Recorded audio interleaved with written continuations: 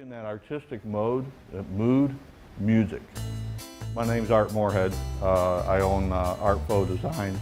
I have a studio over in Bonita, right across from Bonita Bay. What I do is I do a lot of these demos, to get people more familiarized with the techniques and how they're done, and because a lot of people don't understand that it is a process. And what I'm demoing is a simple marble technique. Applying a lot of murals and a lot of fine art. You'll see the artist will paint the bottom of the canvas in a dark color.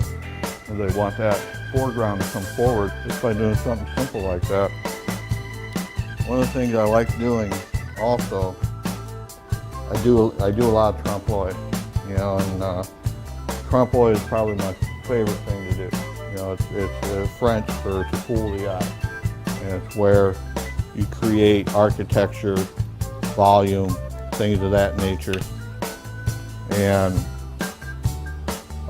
you ever see a window on the side of a wall, looks like it's open and it looks real, that's probably one of my favorite things to do. I cheated, I did this before I got here.